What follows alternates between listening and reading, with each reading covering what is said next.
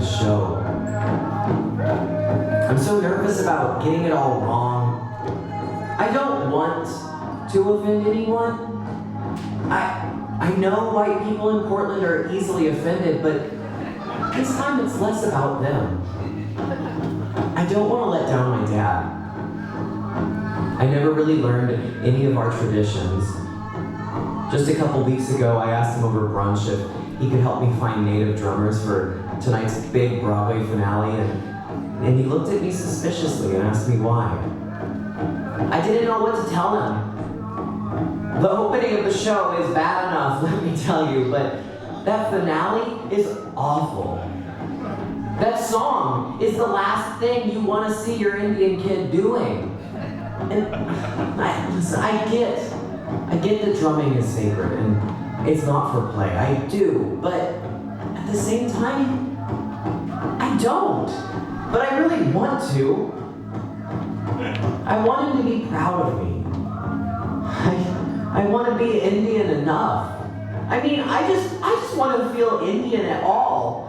I just want to do the show and make my family and my tribe happy and not feel as white as a lighthouse for once. And then they'll book me at the casino and...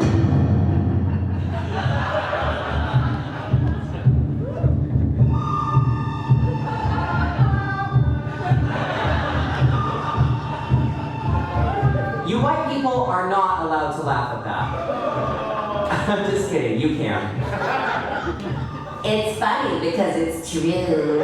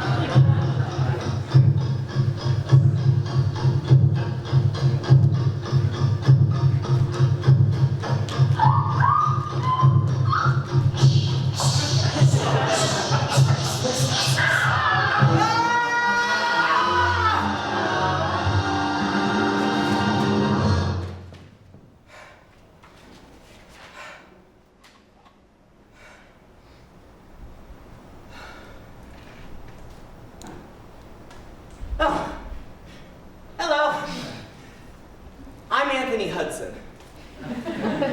Some of you might know me better as Carla Rossi, Portland's premier drag clown.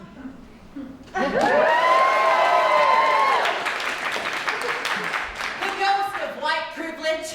It's not funny yet. It's funny because white privilege will never die.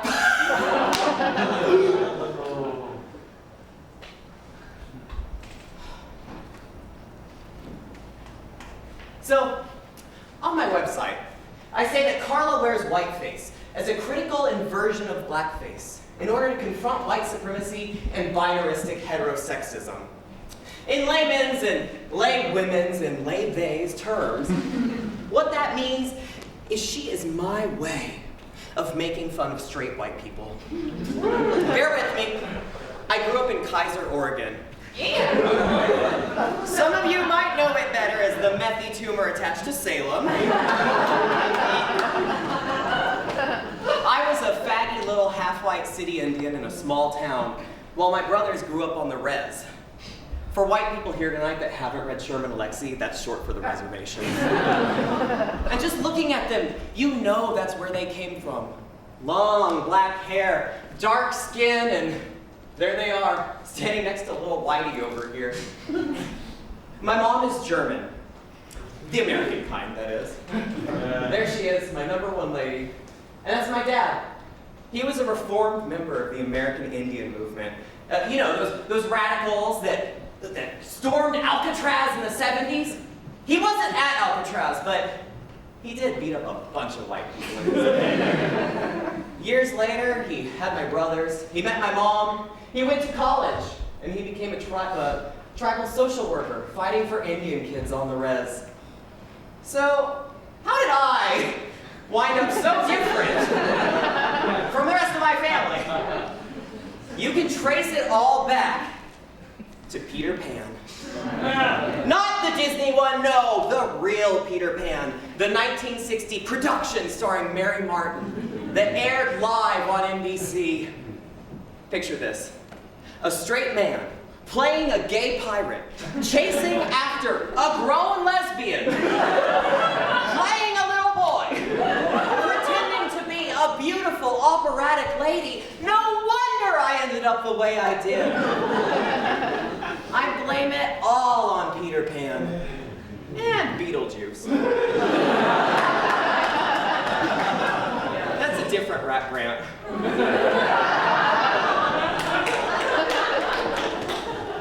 My parents kind of let me do my own thing when I was a kid. I was too headstrong to discipline, and I liked my stories. I would watch my tape of Peter Pan in the little VHS clamshell box all the time. And my favorite song was Ugga-Wug. That's when Peter and Tiger Lily swear allegiance to each other as blood brothers, except they're both women. They sing about brave, noble redskins, and the whole thing is so super racist. And 30 years later, I still can't get that song out of my head. Modern versions of Peter Pan, though, they try to make the Pickaninny Indians a little more authentic by casting actual Native Americans, or bringing in Native composers to de-bigot the songs, instead of asking why we're still featuring Native Americans at all in a racist children's story from England. I take the 1960s version of these, or over these any day, let me tell you. I mean, it's fucked up, yeah, but it's more like kids playing cowboys and Indians. You know, like when you were a kid and you'd make brown paper bag Indian clothes in kindergarten for Thanksgiving. I wouldn't know. I had to be a pilgrim.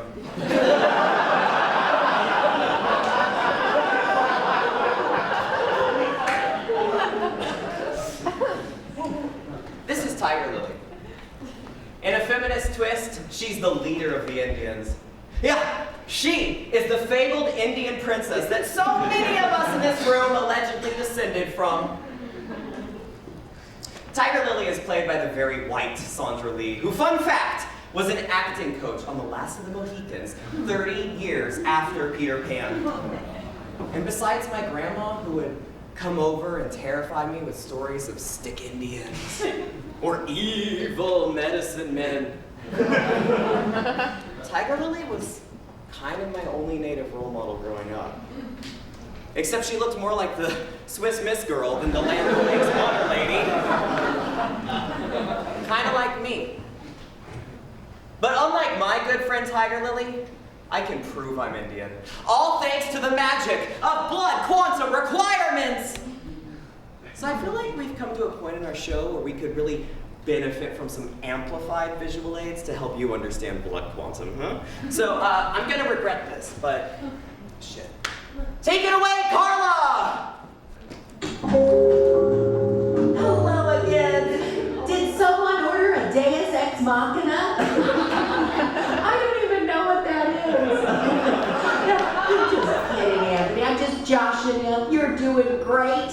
But, you know, you could have tried just a little bronzer just to sell it more, just like all those Puerto Ricans in West Side Story. Now, I hear many of you at Risk Reward asking, say, Carla, what makes up a person? Well, DNA, that's what. What makes up a Native American? Fry bread? Sure. A lifetime of poverty and invisibility with a side of government cheese? That too. But the real answer is Indian blood, certified by the Bureau of Indian Affairs, formerly overseen by the Department of War. Tribes set their own blood quantum requirements, which determines who can enroll in which tribe. Think of it like your blood knowing a secret handshake. How red is your blood? Now you know why the red man's red. Now, my crack team of scientists has analyzed Mr. Hudson's blood here, and we found that. Red alert! Red alert! You're not halfway through setting your grant. You're 3/8. That isn't even a fraction.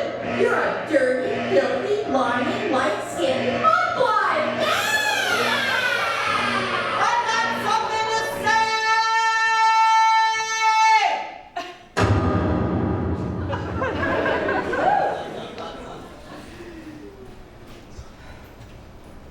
According to the Confederated Tribes of Grand Ronde, I'm 21/64ths, or 3/8.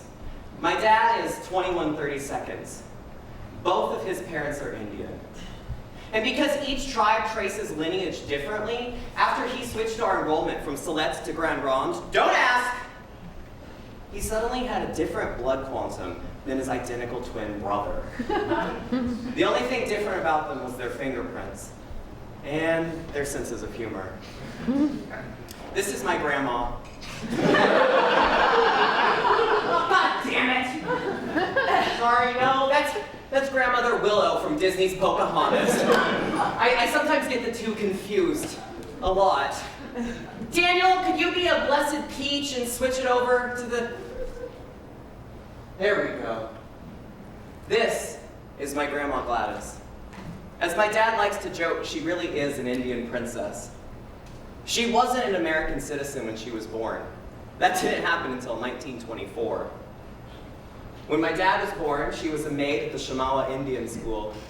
You know those boarding schools where they rounded up and taught us savages? When I was a kid, she went on to become a tribal judge and the whip woman at our powwows. And yeah, we really do have powwows. It's not just what white people call an office meeting.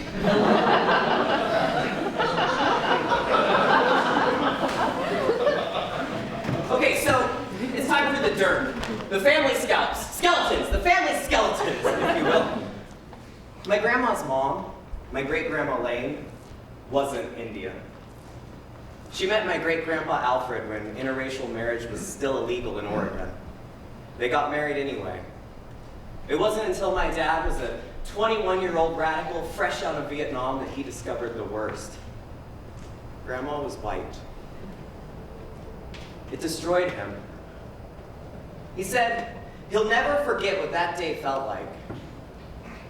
She never told us what kind of white she was. She refused to. She was one of us. And we were her. And besides, she had diabetes like the rest of us, so how are we supposed to know? It could be argued that Grandma Lane was the Rachel Dolezal of her time. Except she didn't get as many book deals. All she got instead was a great big family full of Indians who loved her. So, long story short, I just say I'm half instead of saying I'm 3/8, and then confusing everyone with imaginary fractions, and then launching into the complex blood history of my great-grandmother. Thank you, Carla! You're welcome.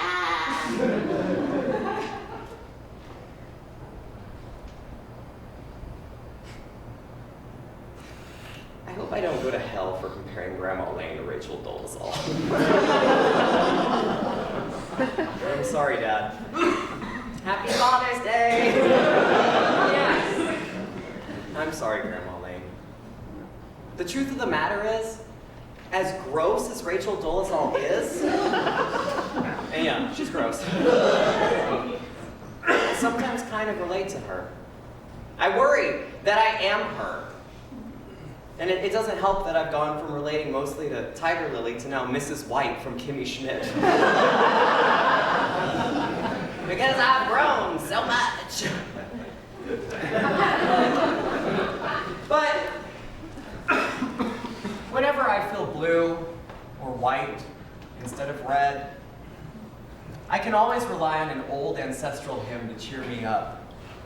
When you were kids, you probably called this crisscross applesauce. At my school, we called it Indian style. My father married up your Cherokee. My mother's people were ashamed of me. The Indians said that I was white by law. The white man always called me Indian squaw. Half-breed, it's all I ever heard. Half-breed, how I'd love to hate the word. Half-breed, she's no good, they warned. Both sides were against me since the day I was born.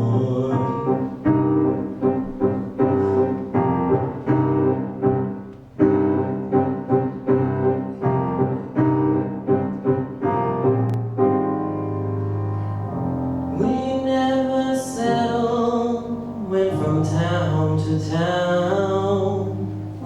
When you're not welcome, you don't hang around. The other children always laughed at me. Give her a feather, she's a Cherokee. Give her a feather, she's a Cherokee. Give her a feather, she's a Cherokee. Half-breed, it's all I ever heard. Half-breed, how I love to hate the word. Half-breed, she's no good, they warned. Both sides were against me since the day I was born.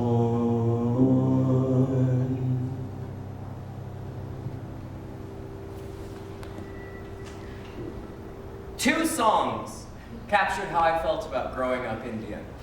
Half-breed was my teenage anthem. Finally! Someone gets me!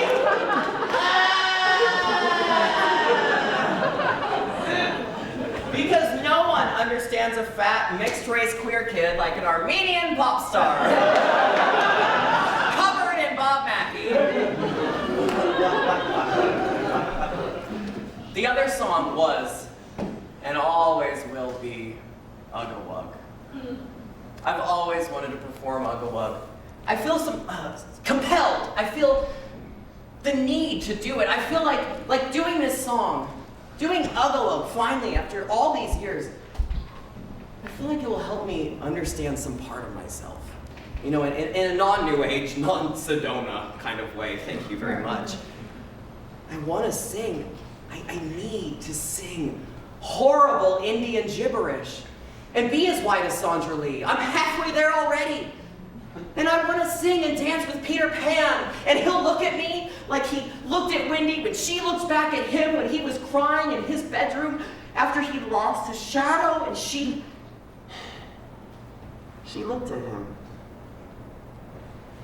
Well, this time it'll be Peter looking at me, and he will say to me, "Boy, why are you crying?" I've got to perform Ugga-Wug. And tonight, I will.